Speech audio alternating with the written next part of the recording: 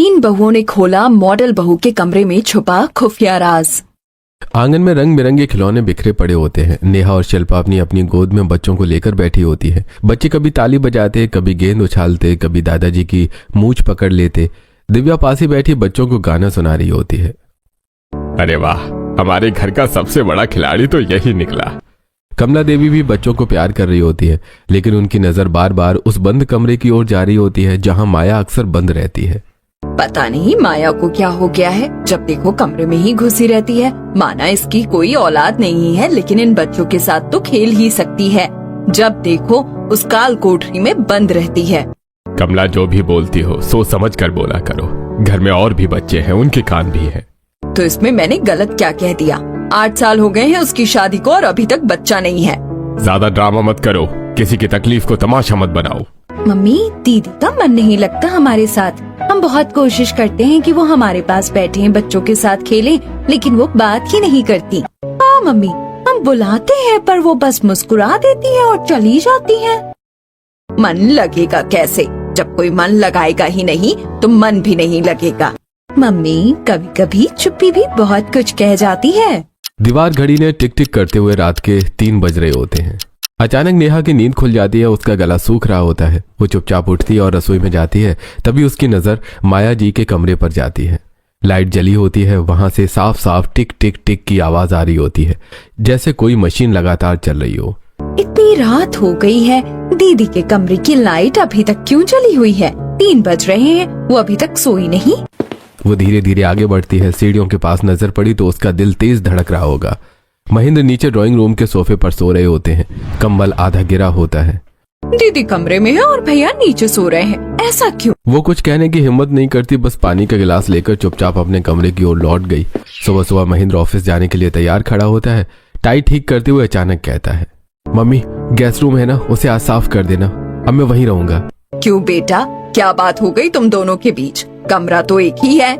नहीं मम्मी, रात में मेरा काम बहुत बढ़ गया है। देर तक जागना पड़ता है और फिर वो भी मेरे चक्कर में उठी रहती है। ठीक है बेटा, मैं करवा दूंगी। थोड़ी देर बाद नेहा शिल्पा और दिव्या को एक कोने में बुलाती है। पता नहीं क्या चल रहा है। रात को मैंने देखा भैया सोफे पर सो रहे थे और आज गेस्ट रूम मांग रहे हैं। सच? और दीदी के कमरे की लाइट दिन में तो बंद ही नहीं होती और रात को भी पूरी रात जली रहती है। मैंने कई बार सुना है रात में उनके कमरे से कोई अजीब सी आवाज आती है। टिक टिक की आवाज, जैसे कोई मशीन चल रही हो। पर ऐसा क्यों? भैया अलग सोते हैं, दीदी अपने ही कमरे में अलग रहती हैं। कुछ तो माजरा है और वो माजरा ठीक नहीं लग रहा। तीनों देवरानियां एक दूसरे का चेहरा देखने लगते हैं। अगली रात इस बार शिल्पा की नींद खुलती है। वो दबे पांव रसोई की ओर चली जाती है। जैसे ही उसने किचन की लाइट जलाती है, उसकी नजर सीढ़ियों की तरफ जाती है। माया के कमरे की लाइट जली होती है और टिक टिक की आवाज भी आती है। शिल्पा के रोंगटे खड़े हो जाते हैं। नेहा सही कह रही है, इतनी रात हो गई फिर भी दीदी जाग रही है। वो थोड़ा आगे बढ़ी, कान लगाकर सुनने की कोशिश करती है। आवाज लगातार आ रही होती है। शिल्पा ने जल्दी से पानी भरा और बिना पीछे देखे अपने कमरे में लौट जाती है। अब शक पूरी तरह पक्का हो जाता है। अगली सुबह आंगन में तीनों देवरानियां धीरे धीरे बातें कर रही होती हैं। अरे यार, तू तो सही कह रही थी। रात को दीदी के कमरे की लाइट जली हुई थी और वही टिक टिक की आवाज। मैंने कहा था ना, ये कोई आम बात नहीं है। पर सवाल ये है कि वो करती क्या है? दिन रात लाइट, ऊपर से कमरे में ताला। तभी पीछे से आवाज आती है। माया कमरे से बाहर आती है। चेहरे पर मुस्कान बिल्कुल सामान्य होती है। माया बेटा, मेरे लिए जरा चाय बना दे। जी मम्मी, अभी बना देती हूँ। वो रसोई की तरफ चली जाती है, जैसे कुछ हुआ ही ना हो। हाँ, दिन में दीदी कितने प्यार से पेश आती हैं। हाँ, लेकिन रात होते ही नहीं क्या हो जाता है, जैसे कोई और ही इंसान बन जाती हूँ। मुझे तो लगता है इनके कमरे में कोई खुफिया राज छुपा है। और वो राज इसीलिए छुपा है क्योंकि उनके कमरे में हमेशा चाबी लगी रहती है। तूने कभी देखा है उनका कमरा खुला? कभी नहीं, एक दिन में भी नहीं। अगले दिन गली के कोने पर कमला देवी मोहल्ले की औरतों के साथ खड़ी होती है। कमल जी, मेरी बहू को तो 2 साल में ही बच्चा हो गया। आपके घर में कब खुशखबरी मिलेगी? माया को तो पूरे 8 साल हो गए। पता नहीं बहन जी, माया का तो कुछ समझ ही नहीं आता। वो तो शायद ऐसे ही रहेगी पूरी जिंदगी। अरे इतनी देर क्यों? कुछ इलाज उलाज नहीं कराया? कितनी बार कहा है उसे अब एक बच्चा कर लो, लेकिन वो कभी सुनती ही नहीं। और सुना है पूरे दिन कमरे में ही कैद रहती है, ना घर का काम ना किसी से बात। हाँ बहन जी, आपको क्या बताऊं, घर के अलग ही राज चल रहे हैं। अब तो महेंद्र भी अलग सोने लगा है। अरे आपकी दोनों छोटी बहुओं के तो बच्चे हो गए, अब उनसे ही कहो जल्दी जल्दी खुशखबरी सुनाएं। हाँ बहन जी ठीक है, अब मैं चलती हूँ। माया ये सब सुन लेती है। उसके हाथ कांप रहे होते हैं, आंखें नम, लेकिन चेहरे पर गुस्सा होता है। इस समाज ऐसा ही सबको परेशान कर देता है। अगर कोई एक परंपरा तोड़ दे तो उसे दोषी ठहराने लगते हैं। किसी ने कभी ये नहीं पूछा कि सच क्या है, सब बस फैसला सुना देते हैं। अगले दिन ड्राइंग रूम, महेंद्र अकेले सोफे पर सोए होते हैं, कम्बल आधा गिरा हुआ और चेहरा थका हुआ। ऊपर माया के कमरे की लाइट जल रही होती है। देख रही है भैया फिर नीचे ही सो रहे हैं। पति पत्नी होकर भी दोनों अलग अलग। उसी पल ऊपर से फिर वही आवाज आती है, टिक टिक। अगर सब ठीक होता तो ऐसा सन्नाटा नहीं होता। तीनों देवरानियों के मन में एक ही सवाल गूंज रहा है, आखिर माया अपने कमरे में करती क्या है। अगली सुबह कमला देवी ने आखिरकार माया से पूछ ही लेती है, तू पूरा दिन अपने कमरे में क्यों रहती है? ना किसी से मिलना जुलना, ना बच्चों के पास आना। माया का चेहरा पल में बदल जाता है। उसकी आंखों में गुस्सा साफ झलकने लगता है। मेरी मर्जी मम्मी। अरे ये क्या बात हुई भला? मुझसे सवाल करना बंद कीजिए।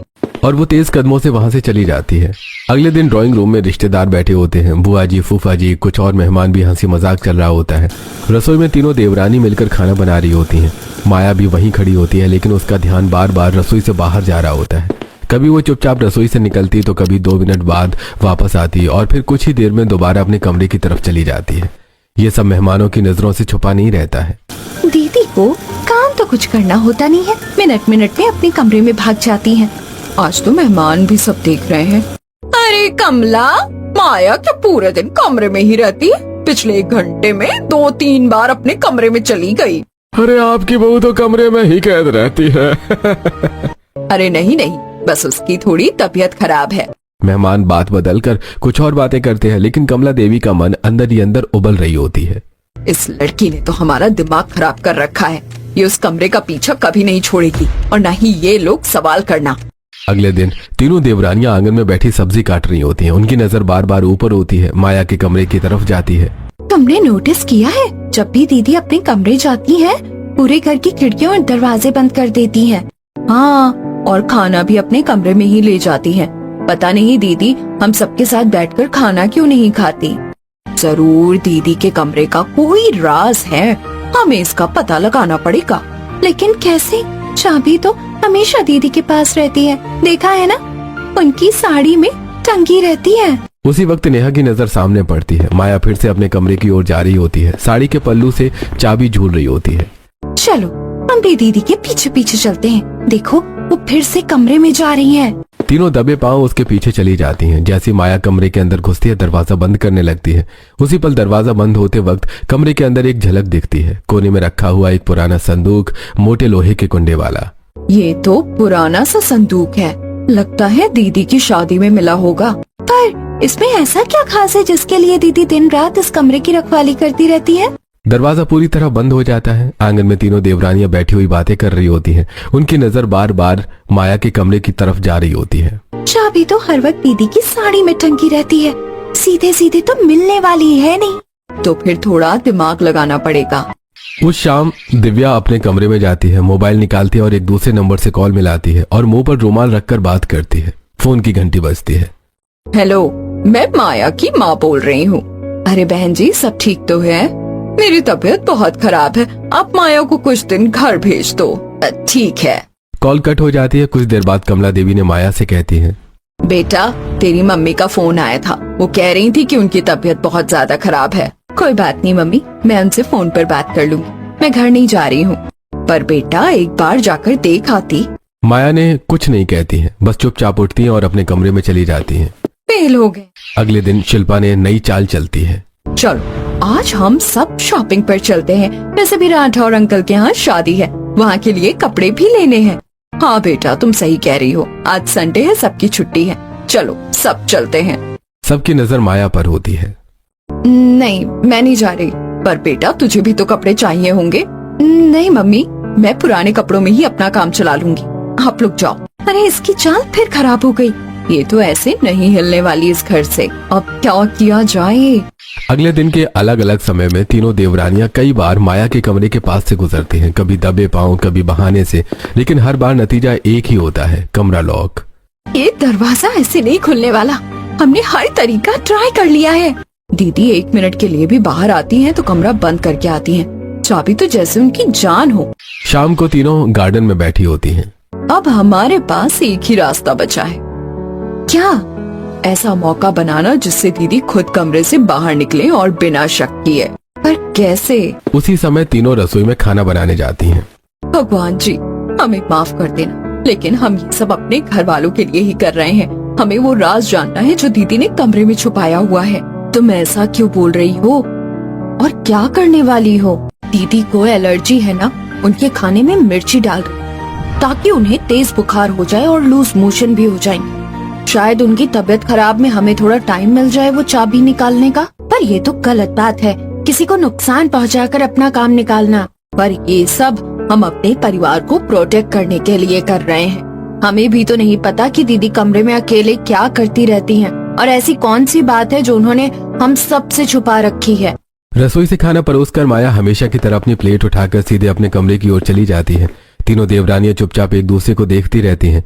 कमरे का दरवाजा बंद होता है। कुछ ही मिनट बीते होंगे कि ऊपर से अचानक उल्टी की आवाज आती है, फिर तेज खांसी की। माया ने खाना मुश्किल से 1-2 टुकड़े ही खाया था। उसका चेहरा पीला पड़ जाता है, उसका शरीर कांपने लगता है, माथे पर पसीना आ जाता है। मिर्ची से एलर्जी होने के कारण उसका शरीर तुरंत रिएक्ट कर देता है। माया लड़खड़ाती हुई दरवाजा खोलकर बाहर निकलती है, सीढ़ियों के सहारे पकड़कर नीचे उतरने लगती है। उसी वक्त नीचे बैठे कमला देवी और मोहन जी की नजर उस पर पड़ती है। हे भगवान माया, ये क्या हालत बना ली है। अरे आयुष, मयंक, जल्दी आओ। अरे देखो तुम्हारी भाभी की कितनी तबीयत खराब हो गई है। दोनों देवर भागते हुए आते हैं। माया का सिर झुक जाता है, आंखें बंद होने लगती हैं। बेटा, देखने से क्या होगा, जल्दी अस्पताल लेकर चलो। आयुष और मयंक ने माया को संभाल लेते हैं। जैसे ही वो उसे पकड़कर बाहर की ओर ले जाने लगे, कुछ जमीन पर गिर जाता है। एक छोटी सी चाबी जो माया की साड़ी में टंगी होती है। चाबी गिरते ही सबका ध्यान माया पर ही होता है, लेकिन तीनों देवरानियों की नजर उसी पल जमीन पर पड़ती है। उनकी आंखें एक साथ चमक जाती हैं। चाबी उठाकर तीनों देवरानियां भागती हुई ऊपर पहुंचती हैं। नेहा के हाथ में चाबी होती है। शिल्पा ने दरवाजा खोलती है। अंदर कमरा बिल्कुल साधारण होता है। बिस्तर, अलमारी, मेज, सब कुछ वैसा ही जैसा किसी भी कमरे में होता है। तीनों ने जल्दी जल्दी हर कोना छान मारती हैं। अलमारी खोली, दराजें देखी, बिस्तर के नीचे झांकती हैं, लेकिन कुछ भी नहीं मिलता। अगर दीदी के कमरे में कुछ है ही नहीं तो फिर इसे हमेशा बंद करके क्यों रखती हैं? कुछ तो है, वरना इतनी सुरक्षा, इतनी बेचैनी, ये सब बेकार नहीं हो सकता। तीनों कमरे में और गहराई से देखने लगती हैं। तभी दिव्या की नजर सामने टंगे लाल कपड़े पर पड़ती है। वही कपड़ा जिसे वो पहले भी एक झलक में देख चुकी होती हैं। यही कुछ छुपा रहा है। वो लाल कपड़े को खींच देती हैं। कपड़ा हटते ही सामने एक छोटा सा दरवाजा दिखता है, दीवार के अंदर छुपा हुआ। देखो, असली रास्ता यहाँ छुपा है। अब समझ आया इतनी चाबियां क्यों रखती थी। वो एक एक करके हर चाबी लगाकर देखने लगती हैं। आखिरकार एक चाबी से दरवाजा खुल जाता है। अगले ही पल उनके पैरों तले जमीन खिसक जाती है। अंदर का कमरा किसी अस्पताल जैसा माहौल होता है। एक कोने में व्हील चेयर, पास ही स्ट्रेचर, दीवार पर लगी बीपी मशीन, मेज पर रिकॉर्डिंग मशीन और सामने कुछ कागज और एक छोटे बच्चे की तस्वीरें होती हैं। हे भगवान, ये सब क्या है? तीनों जमीन पर बैठ जाती हैं। हाथ कांप रहे होते हैं। दिव्या ने रिकॉर्डिंग मशीन का बटन दबा देती है। रिकॉर्डिंग चलने लगती है। मैं इस घर की जेठानी हूँ और 6 साल पहले मेरा बेटा अपाहिज पैदा हुआ था। मैंने उसे इस दुनिया से छुपा कर पाला है, क्योंकि अगर किसी को पता चल गया तो लोग हमारे बारे में क्या क्या कहेंगे। मम्मी जी आज बच्चे न होने का ताना देती हैं, कल अपाहिज होने का देंगी। इसीलिए मैंने अपने बेटे को सबसे छुपा कर रखा है ताकि मैं उसकी हिफाजत कर सकूं। ये कमरा मेरा गुनाह नहीं, मेरी मजबूरी है। रिकॉर्डिंग बंद हो जाती है। हमने दीदी को कितना गलत समझा। वो अपने बच्चे को नहीं छुपा रही थी, वो उसे दुनिया की बेरहमी से बचा रही थी। असल खुफिया राज ये नहीं कि कमरे में क्या है, असल राज ये था कि माया दीदी अकेले कितना दर्द सह रही थी। खुफिया कमरे के अंदर तीनों देवरानियां अब हर चीज को नए नजरिए से देख रही होती हैं। उनकी नजर सामने की दीवार पर पड़ती है। वहाँ एक और छोटा सा दरवाजा होता है, आधा खुला हुआ। वो देखो, वहाँ एक और दरवाजा है। तीनों आगे बढ़ती हैं। जैसे ही दरवाजा खोलती हैं, उनकी आंखें भर आती हैं। अंदर एक छोटा सा बच्चा स्ट्रेचर पर लेटा होता है। शरीर कमजोर लेकिन चेहरा मासूम। उसके पास डॉक्टर की फाइलें, दवाइयाँ और मशीनें रखी होती हैं। ये तो डॉक्टर की रिपोर्ट से दीदी, इसके इलाज के लिए डॉक्टरों के पीछे पीछे जाती रही हैं। देखो बच्चा कितनी शांति से लेटा है, जैसे उसे दुनिया का डर ही नहीं पता। लेकिन दीदी ने ये बात सबसे छुपाई ही क्यों? अगर बता देती तो सब उनका साथ देते। तुम नहीं जानती, ये समाज इंसान को जीने नहीं देता। आज बच्चा ना होने का ताना, कल अपाहिज होने का ताना। दीदी इस डर से जी रही होंगी कि अगर बच्चा बाहर आया तो दुनिया उन्हें तानों से मार डालेगी। इसीलिए उन्होंने सब कुछ अकेले सह लिया। तीनों की आंखों से आंसू बहने लगते हैं। बहुत हिम्मत चाहिए ये सब करने के लिए, पूरी दुनिया से छुपकर अपने बच्चे को पालना। दीदी को सजा मिलनी चाहिए, लेकिन सजा ये नहीं कि उन्हें दोषी ठहराया जाए। सजा ये कि अब उन्हें अकेले नहीं रहने दिया जाए। अब हम इस बच्चे को इस कमरे में बंद नहीं रहने देंगे। इसकी सच्चाई सबके सामने लाएंगे और इसे एक नई दुनिया दिखाएंगे, इस अंधेरे कमरे से बिल्कुल अलग। तीनों एक दूसरे की ओर देखती हैं और फिर एक साथ हाथ पर हाथ रखती हैं। अब दीदी अकेली नहीं है। और तीनों ने अपने जुड़े हुए हाथ हवा में उछाल देती हैं। कुछ दिन बाद माया हॉस्पिटल से घर लौटती है। चेहरा पीला, आंखों के नीचे थकान की गहरी लकीरें। सास ससुर चिंता में खड़े होते हैं, लेकिन माया बिना किसी से नजर मिलाए सीधा सीढ़ियों की ओर बढ़ जाती है। दीदी आपके लिए कुछ खाने को ले आऊं? नहीं, मैं अपने कमरे में जा रही हूँ। घर पहुंचते ही माया घबराहट में इधर उधर देखने लगती है, हर दराजें खोलती है। दीदी आप क्या ढूंढ रही हैं? कुछ नहीं, मेरी चाबी, मैं अपने कमरे में जा रही हूँ। दीदी लाओ हम ढूंढ देते हैं। नहीं नहीं, मैं खुद ढूंढ लूंगी। लेकिन तीनों देवरानियां एक दूसरे को देखती हैं और कमरे की ओर बढ़ जाती हैं। रुको तुम लोग, मेरे कमरे में मत जाओ, मैं खुद देख लूंगी। दरवाजा खुलता है, तीनों अंदर कदम रखती हैं। दीदी यही चाबियां है ना आपके कमरे की? तुम्हारे पास मेरे कमरे की चाबी कैसे आई? दीदी जब आप यहाँ नहीं थी हमने सब देख लिया, सब समझ लिया आप क्या छुपा रही थी। तुम्हारी हिम्मत कैसे हुई मेरी गैर मौजूदगी में मेरे कमरे में जाने की? मेरी जिंदगी में दखल मत दो। दीदी आपने ठीक नहीं किया, वो बच्चा हमारे घर का है। आपको ये बात सबको बतानी चाहिए थी। अगर आप हमें बता देती तो हम बड़े से बड़े डॉक्टर से इलाज करवाते। आप अकेले ये बोझ क्यों उठाती रही? तुम नहीं जानती ये समाज क्या क्या कहता है। ये सब क्या हो रहा है? सास ससुर दोनों, देवर और बाकी घरवाली कमरे में आ जाते हैं। इतना चिल्लाना क्यों? कौन सी बात छुपाई जा रही है? प्लीज किसी को कुछ मत बताना, मैं तुम्हारे आगे हाथ जोड़ती हूँ। नहीं दीदी अब नहीं, अब इस बच्चे की सच्चाई सामने आएगी और इस बार आप अकेली नहीं होंगी, हम सब आपके साथ हैं। पूरा परिवार एक एक करके उस कमरे में आकर खड़ा हो जाता है। माहौल में अजीब सी खामोशी है। माया बार बार सिर हिलाते हुए हाथ जोड़ती रहती है। नहीं प्लीज किसी को कुछ मत बताना, मैं सब संभाल लूंगी। लेकिन देवरानी आगे बढ़ती है और सारी सच्चाई बता देती है। मम्मी जी, दीदी का एक बच्चा है। ये शब्द सुनते ही पूरा घर जैसे सन्न रह जाता है। सबकी नजरें एक साथ माया पर टिक जाती हैं। किसी को समझ ही नहीं आता कि क्या बोलें। हाँ मम्मी जी, ये बात हमसे भी छुपाई गई। दीदी ने किसी को कुछ नहीं बताया। क्या? तभी नेहा पीछे जाती है और खुफिया कमरे का दरवाजा खोलकर धीरे धीरे बच्चे को व्हील चेयर पर बिठाकर बाहर ले जाती है। बच्चा चुपचाप मासूम आंखों से सबको देख रहा होता है। कमरे में सन्नाटा छा जाता है। माया, ये सब क्या है? ये बच्चा और ये जो कह रही है, क्या ये तेरा बच्चा है? हमें आज तक कुछ क्यों नहीं पता था? माया की हिम्मत टूट जाती है। वो फर्श पर बैठ जाती है, आंखों से आंसू बहने लगते हैं। हाँ मम्मी जी, ये मेरा ही बच्चा है। कमला का दिल जोर से धड़क उठता है। ये तो 5वां महीना है, मेरा बच्चा कैसा है? माया जी, सुनकर दुख होगा, आपका बच्चा शायद चल नहीं पाएगा। पैरों में कोई गंभीर समस्या है। ये बचपन में भी सुधारना मुश्किल होगा। माया को बड़ा झटका लगता है। उसके हाथ लड़खड़ाते हैं, आंखों में आंसू भर आते हैं। नहीं, ऐसा कैसे हो सकता है? माया ससुराल लौटती है, पर वो किसी को भी सच नहीं बताती। सास ससुर से झूठ बोलती है। मम्मी की तबीयत अभी बहुत खराब है, 4-5 महीने बाद ही घर आ पाऊंगी। सास ससुर भी कुछ नहीं पूछते। माया वो अपने मायके आती है।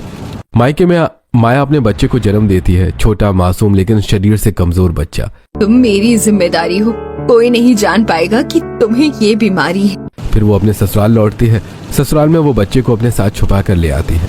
पूरा परिवार एक साथ आगे बढ़ता है। सास ससुर सबसे पहले बच्चे के पास जाते हैं। माया बच्चे को व्हील चेयर पर बिठाई खड़ी होती है। उसके हाथ पांव कांप रहे होते हैं। कमला बच्चे के पास झुककर धीरे धीरे उसे अपनी बाहों में ले लेती है। बच्चा करीब 5 साल का होता है। इतने लोगों को देखकर थोड़ा घबरा जाता है। उसकी आंखें भर आती हैं और वो रोने लगता है। डरो मत बेटा, मैं तुम्हारी दादी हूँ, तुम्हें कुछ नहीं होने दूंगी, कभी नहीं। मोहन जी भी पास आते हैं। बच्चे का हाथ अपने हाथ में लेते हैं। वो जेब से चॉकलेट निकालकर उसके हाथ में थमा देते हैं। और मैं तुम्हारा दादा हूँ बेटा। देखो दादा चॉकलेट लाए हैं। बच्चा चॉकलेट देखकर थोड़ा शांत होता है, सिसकियां कम हो जाती हैं। मम्मी जी, यही हमारे घर का पहला चिराग है और यही इस घर का असली वारिस भी है। तभी महेंद्र आगे आता है, उसकी आंखें लाल हैं, आवाज कांप रही होती है। माया, मेरे अपने बच्चे को तुमने इतने सालों तक क्यों छुपा कर रखा? ये बात तुमने मुझसे भी नहीं कही। मुझे माफ कर दो, मैं जानती हूँ तुम इसके पिता हो, लेकिन मुझे डर था, मुझे लगा तुम इसे अपनाओगे नहीं। तुमने ऐसा सोचा भी कैसे माया? मैं अपनी ही औलाद को नहीं अपनाऊंगा। ये मेरा बच्चा है, मेरी जान है। आप सब लोग मुझे माफ कर दीजिए, मैंने बहुत बड़ी गलती। मुझे लगा मेरा कोई साथ नहीं देगा, समाज इसे तानों से तोड़ देगा। कमला आगे बढ़ती है, वो हल्का सा थप्पड़ मारती है और उसी पल माया को जोर से गले से लगा लेती है। तेरी हिम्मत कैसे हुई ऐसा सोचने की? ये हमारा बच्चा है, हम इसे अलग कैसे समझ सकते हैं? जितना प्यार माँ बाप अपने बच्चों से करते हैं उतना ही इससे करेंगे। अम्मी जी, मुझे माफ कर दीजिए, मैं आपसे भी डरती थी। नहीं बहू, गलती मेरी भी है, मैंने तुझ पर बहुत दबाव डाला। आज समझ में आया कि तू अंदर ही अंदर कितना टूट रही थी। मोहन बच्चे को अपनी गोद में लेते हैं, पूरे कमरे में एक अजीब सा सुकून फैल जाता है। अरे अब ये सब छोड़ो, अब हमें अपने बच्चों पर ध्यान देना है। मैं अपने पोते के नाम पर एक शेल्टर खुलवाऊंगा अपाहिज बच्चों के लिए, जहां हर बच्चा सम्मान से प्यार से रह सके, और वो शेल्टर इसी के नाम पर होगा। पूरा परिवार भावुक हो जाता है। बच्चा पहली बार हल्की सी मुस्कान देता है। कुछ दिनों बाद पूरा परिवार उस नए सेंटर के उद्घाटन के लिए पहुंचता है। सेंटर के बाहर रंग बिरंगे गुब्बारे, फूलों की सजावट और अपना घर गोलू सेंटर लिखा बोर्ड लगा होता है। मोहन गोलू को व्हील चेयर से उतारकर आगे लाते हैं, रिबन उसके हाथ से कटवाते हैं। आज इस सेंटर का उद्घाटन हमारा पोता करेगा। सबकी निगाहें गोलू पर टिक जाती हैं। गोलू मासूम सी मुस्कान के साथ रिबन काट देता है। तालियों की गूंज पूरे माहौल में फैल जाती है। गोलू जोर जोर से हंसने लगता है, पहली बार इतना खुश होता है। माया ये सब देखकर इमोशनल हो जाती है। वो झुककर अपने बेटे को गले लगा लेती है। बेटा, मुझसे बहुत बड़ी गलती हो गई, मैंने तुझे तेरे परिवार से छुपा लिया, लेकिन आज देख, यही तेरा असली परिवार है जो तेरे लिए कुछ भी करने को तैयार है। अगले दिन माया गोलू को लेकर ड्राइंग रूम में आती है। मम्मी जी, 1 हफ्ते बाद गोलू का बर्थडे है। अरे, मेरे पोते का पहला बर्थडे? मैं तो बहुत बड़ी दावत रखूंगी। कल से ही तैयारी शुरू करवा दो। घर ऐसा सजा होना चाहिए जैसे शादी हो। तीनों चाचू गोलू को कंधे पर बिठा लेते हैं। अरे गोलू का बर्थडे, इस बार तो धमाल पार्टी होगी। बर्थडे के दिन पूरा घर रोशनी, फूलों और गुब्बारों से सजा होता है। मेहमान, रिश्तेदार और कई बच्चे पार्टी में आए होते हैं। गोलू बच्चों को देखकर बहुत खुश होता है। वो हाथ हिलाकर उन्हें अपने पास बुलाने लगता है। हाँ बेटा, ये सब तुम्हारे दोस्त हैं। आज मेरी बहू ने मेरी सोच से पर्दा हटा दिया। मैं दिन रात माया को ताने देती रही और उन्हीं तानों की वजह से उसने इतनी बड़ी बात छुपाई। पुरानी बातों को भूलकर नई शुरुआत करो। वो कमला के कंधे पर हाथ रख देते हैं। तभी महेंद्र आवाज लगाता है, मम्मी पापा आओ ना, केक काटते हैं। पूरा परिवार गोलू के चारों तरफ इकट्ठा हो जाता है। हैप्पी बर्थडे गोलू की आवाज गूंजती है। गोलू अपने 5वें बर्थडे का केक काटता है। तालियां बजती हैं। हंसी और खुशियां हर तरफ फैल जाती हैं।